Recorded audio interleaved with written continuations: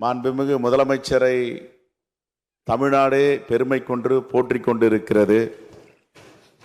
வரலாறு காணாத திட்டங்கள், மக்கள் கண்டிராத உதவிகள், அது சமூக நல உதவியாகட்டும், மக்களுடைய ஏற்றத்திற்கான திட்டங்களாகட்டும், இதுவரை தமிழ்நாடு கண்டிராத பல அதிசயங்களை மாண்புமிகு முதலமைச்சர் தமிழ்நாட்டு மக்களுக்கு கொடுத்திருக்கிறார்.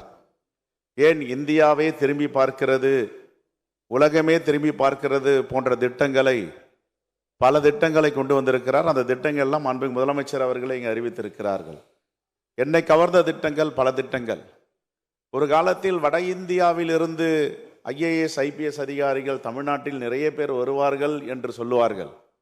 ஆனால் அதையும் மாற்றி அமைத்து ஏழை எளிய மக்கள், சாதாரண விளிம்பு நிலை மக்கள் எல்லாம் அந்த இடத்தை, உயரத்தை அடைய முடியும் என்று நான் முதல்வன் திட்டம், புதுமை பெண் திட்டம், தவப்புதல்வன் திட்டம் மூலமாக அதை நிரூபித்து காட்டியவர். எனக்கு வரலாற்றில் 2 பேரை பிடிக்கும். ஒன்று கர்ணனை பிடிக்கும், இன்னொன்று மருது சகோதரர்களை பிடிக்கும். கர்ணன் என்பவர் வாரி வழங்குபவர், நட்புக்கு இலக்கணமாக இருப்பவர். அதை இந்த கலியுக காலத்தில் நான் மாண்புமிகு முதலமைச்சரிடம் கண்டு பூரிப்படைந்திருக்கிறேன். அதே போன்று பெரிய மருது, சின்ன மருது. ஒரு காலத்தில் வெள்ளையர்கள் பெரிய மருதுவிடம், சின்ன மருதுவிடம் ஒரு கோரிக்கை வைத்தார்கள். உங்களுடைய ஆட்சியை பார்த்தும், நேர்மையை பார்த்தும், மக்களுடைய அர்ப்பணை பார்த்து நாங்கள்லாம் வியந்து போயிருக்கிறோம். பிரிட்டிஷார் ஒரு வேண்டுகோள் வைக்கிறார்கள்.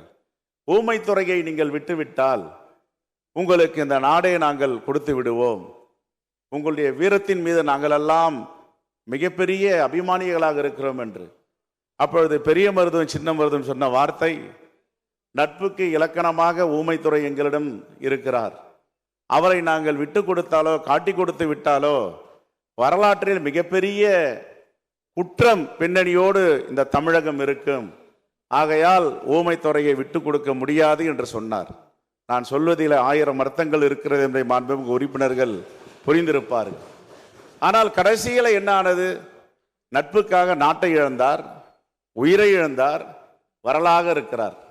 அதையெல்லாம் நான் மாண்புமிகு முதலமைச்சரோடு சில நேரங்களில் நான் ஒப்பிட்டு பார்ப்பதுண்டு. தமிழ் தேசத்திற்காக, தமிழ் மண்ணுக்காக எவ்வளவு பெரிய எதிரி வந்தாலும் தோழமைக்காகவும் இந்த மக்களுக்காகவும் தலை நிமிர்ந்து தமிழ்நாட்டை வழிநடத்தி செல்லுகிறாரே, அதுதான் இந்த கலியுக காலத்தில் நாங்கள் எல்லாம் இப்படிப்பட்ட முதல்வர் தலைமையில் பணியாற்றுவதில் பெருமைப்படுகிறோம். அவருடைய காலத்தில் இன்னொரு சிறப்பு, மகாத்மா காந்தி பெயரை தாங்கியுள்ள காந்தியும் இந்த அவையில் இருக்கிறார்.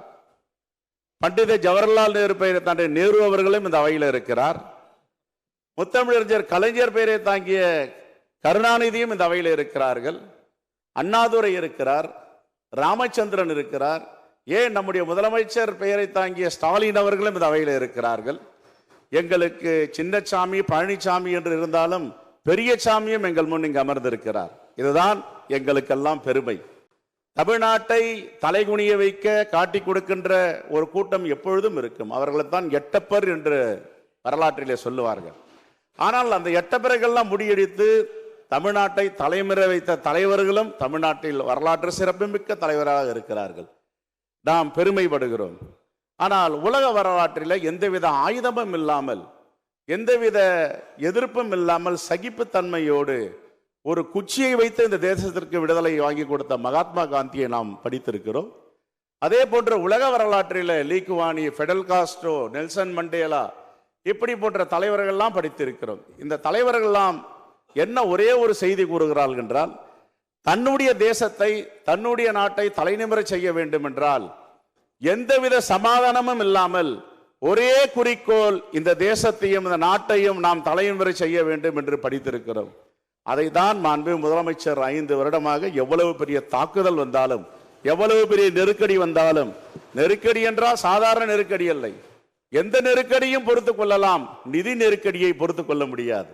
அப்படிப்பட்ட நிதி நெருக்கடி கொடுத்த பிறகும் தமிழ்நாட்டு மக்களை தலைகுனிய முடிய மாட்டேன், தலை நிமிர செய்வேன் என்ற நம்முடைய முதலமைச்சருடைய இந்த அறைக்கூவல் தான் இந்த தேசத்தை திரும்பி பார்க்க வைக்கிறது. ஒரு சகோதரர்களாக, இரட்டையர்களாக, மருது சகோதரர்கள் போன்று என்று நாடாளுமன்றத்தில் ராகுல் காந்தி அவர்களும், இந்த தமிழ்நாட்டிலே, இந்த தேசத்தில் மாண்புமிகு முதலமைச்சர் அவர்களும் இந்த தேசத்தை பாதுகாப்பதற்கு எந்தவித சமரசமும் செய்யாமல் தொடர்ந்து போராடி வருகிறார்கள். அதை நாங்கள் மிகவும் பூரிப்போடு பாராட்ட கடமைப்பட்டு இருக்கிறோம். அதே போன்ற அம்பேத்கர் பெயரை தாங்கிய அம்பேத்குமார் அவர்களும் இருக்கிறார் என்று சொல்லி எல்லோரும் இருக்கிறார்கள்.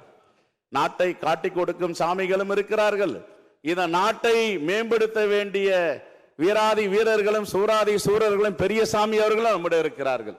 எங்களுடைய மாவட்ட அமைச்சருக்கும் மாண்புமிகு முதலமைச்சருக்கும் அமைச்சர் பெருமக்களுக்கும் மாண்புமிகு பேரவைத் தலைவர் அவர்களுக்கும் சட்டப்பேரவை செயலாளர் மற்றும் சட்டப்பேரவை அலுவலர்கள் அனைவருக்கும் என்னுடைய மனமார்ந்த நன்றியை தெரிவித்துக் கொள்ளுகிறேன். என்னோடு ஒத்துழைப்பு கொடுத்த எங்களுடைய காங்கிரஸ் பேரியக்கை சட்டமன்ற உறுப்பினர்கள், தோழமை கட்சியுடைய சட்டமன்ற உறுப்பினர்கள், அதே போன்று ஆளுங்கட்சியாக இருந்தாலும் ஒன்றோடு ஒன்றாக நாங்கள் இணைந்திருக்கிறோம் என்று அன்பையும் பாசத்தையும் பொழுந்த ஆளுங்கட்சி சட்டப்பேரவை உறுப்பினர்களுக்கும், எதிர்கட்சியாக இருந்தாலும் சில நேரங்களிலே உண்மையை போட்டு சட்டப்பேரவையில உடைத்து விடுவீர்கள் என்று சொல்லிய எதிர்கட்சி சட்டமன்ற உறுப்பினர்களுக்கும், இந்த அவையில் இல்லாமலும் நேற்று கூட ஒரு சின்ன ஒரு பாயிண்ட் ஆஃப் ஆர்டர் கேட்டேன். ஆனால் எவ்வளவு பெரிய எதிர்ப்பு வந்தது, என்னை பேச விடாமல் அனுமதிக்கவில்லை என்பதையும் பேரவைத் தலைவர் பார்த்தீர்கள். சில நேரங்களில் பேரவைத் தலைவராக மட்டும் நீங்கள் செயல்படவில்லை, ஆசிரியராகவும் குழந்தைகளுக்கு பாடம் எடுப்பது போல் எங்களை உட்காருங்கள் என்று உரிமையோடு சொல்லுவதும் அதையெல்லாம் நாங்கள் ரசித்துக் கொண்டிருக்கிறோம். ஆகவே இப்படிப்பட்ட பேரவைத் தலைவர் கிடைத்ததில் நாங்கள் பெருமைப்படுகிறோம். தமிழராக தமிழ் மண்ணை காப்பதற்கு, தமிழ்நாட்டு பெருமையை பாதுகாப்பதற்கு, இன்னும் இன்னும் இந்திய தேசம் மட்டுமல்ல உலக தேசமே தமிழ்நாட்டை பேச வேண்டும், பெருமைப்பட வேண்டும் என்று மாண்புமிகு முதலமைச்சர் அவர்கள் தொடர்ந்து உழைத்து தியாக தீபமாக வாழ்ந்து கொண்டிருக்கிறாரே, அதை கண்டு உலகத்தில் புலம்பெயர்ந்த தமிழர்கள் எல்லாம் இன்னும் பூரித்துக் கொண்டிருக்கிறார்கள். ஆகவே எல்லோரும் 200 தொகுதிகள் அடுத்த ஆண்டு என்று சொல்லுகிறார்கள். நான் சொல்லுகிறேன், மிகப்பெரிய வரலாற்றை தமிழ்நாட்டில் நம்முடைய மாண்புமிகு முதலமைச்சர் அவர்கள் படைக்க போகிறார். தமிழ்நாட்டு மக்கள் ஒருபோதும் தமிழ்நாட்டை தலைகுனிய விட மாட்டார்கள். ஒரு பக்கம் தமிழ்நாட்டை எல்லா உரிமைகளையும் விட்டுக் கொடுக்க தயாராக இருக்கின்ற ஒரு கூட்டம் வருகிறது. அது முகமூடி அணிந்து வந்தாலும் சரி, எந்த உருவத்தில் வந்தாலும் சரி, அதை எதிர்கொண்டுகின்ற ஆளுமையும் திறமையும் நெஞ்சுறுதியும் நம்முடைய மாண்புமிகு முதலமைச்சரோட இருக்கிறது என்பதை உணர்ந்திருக்கிறார்கள். ஆகவே எத்தனையோ குறுக்கு வழியில் என்னென்ன சோதனைகளை மேற்கொள்ளலாம், என்னென்ன இடையூறுகளை ஏற்படுத்தலாம் என்று நினைத்தவர்களாம் இன்று திகைத்து போய் உட்கார்ந்து கொண்டிருக்கிறார்கள்.